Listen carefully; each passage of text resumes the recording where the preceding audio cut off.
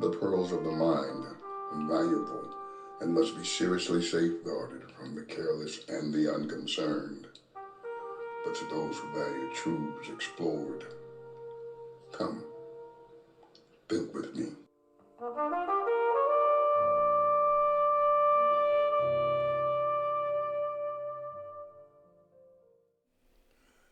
The opening of this season's podcast talks about the pearls of the mind and how seriously important it is to safeguard them.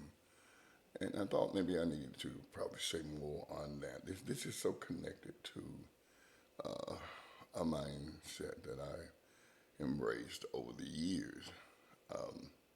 In 1800s, Emily Dickinson penned a nice little poem, "The Soul Selects Her Own Society."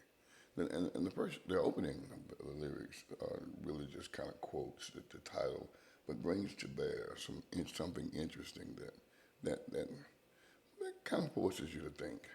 The soul selects her own society, then shuts the door to her divine majority, present no more. What she was getting after, in a real sense, was the same idea that the doorway to the inner self is precious. Thoughts of the mind and the heart, and the things that come together to create the inner you are valuable and should not be freely thrown around. People who have no self intimacy protocol and therefore are not able to be involved in the expectations of intimacy with others with any degree of protocol. Jesus was, in his effort after the Sermon on the Mount, made the statement, "Don't cast your pearls before swine or holy things before dogs." And the real issue was that he was balancing the judgment teaching with letting people know that there's some things that need to be kind of, you need to be careful how you share you. Listen carefully to Emily Dickinson's point that once you open the door, and the soul does the selecting. It is the soul that selects her own society. It's not personality. It's not character per se. But the real issue, I would argue, is compatibility. Trumping those very important entities, of course, but the real issue is compatibility. Now, listen, when we think about compatibility, we're not thinking in terms of what we have in common and what we like to do together. We're not thinking just in terms of that. To limit oneself and the idea of being compatible or discovering someone who is compatible with you, to limit that idea to a simple familiarity. We like the same movies, so we're a lot alike. No, no, no, no, no. That's all you are, a lot alike. That doesn't mean that you're compatible.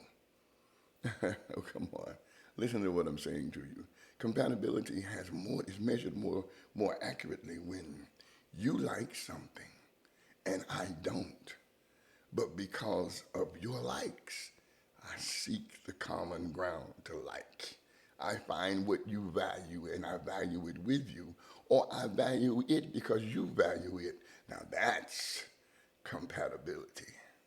And the soul selects.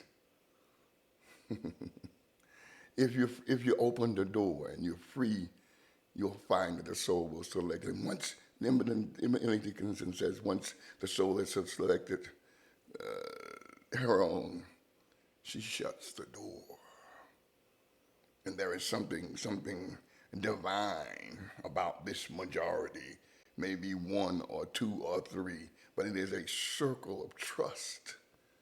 And there's no issue of shame and no issue of transparency and no issue of fear because the soul trusts and we become soulmates on the basis of our shifting and shaping to be one with someone else without prodding. Isn't it interesting that the very small things of life are the things that makes another person great?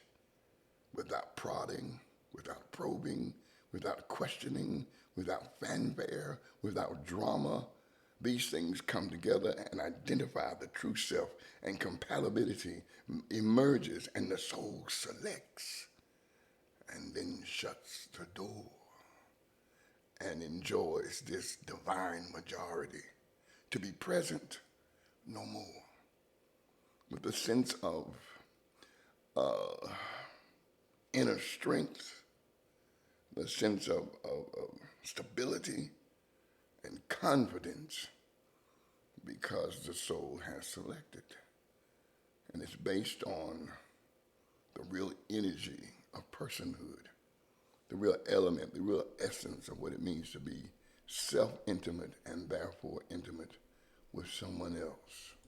That the two can merge, because intimacy is required, but not required in the sense of mandatory, but required in the sense of simple necessity. It is a life source. Yes, the soul will seek her own society. It's important that you understand that you cannot force the you are on anyone, and neither can you force anyone on you. You have to let the soul select. And once she has selected her society, close the door and marvel and enjoy intimacy that happens because we deserve that. It is not good for man to be alone, but it's not wise for man to think that everyone has to be with him. Beware, Jesus said to the disciples, when all men think well of you. You need the tension. You need it all. But it is the soul that selects. And you have to go with it. If you want to have a sense of unity with the self, the heart, the mind, and the spirit, you got to go with it. You got to go with it. And recognize, as Emily Dickinson recognized, as even Jesus suggested, it is the balance that makes us self-reliant and strong. Well, all I can tell you is that you ought to listen to old girl. She had her hands on something. I think she understood it better than anybody. So, listen to Emily. That's what I try to do. In myself, within myself, I try to hear her saying, cherish the moment that you can share you with someone. It is like precious stones. It's the pearls of the mind and the heart and the spirit. And then safeguard it. Shut the door.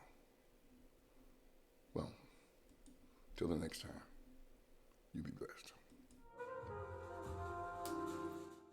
Listen, before I sign off tonight, you can email me at all lowercase letters, thenighttalker@yahoo.com. Or if you like to text or call and leave a message, you can do that at 478-254-9013. Look forward to hearing from you. Our time is past and gone, but the journey moves on forward and upward towards Him. Until we meet again, consider the joy of this part of the journey.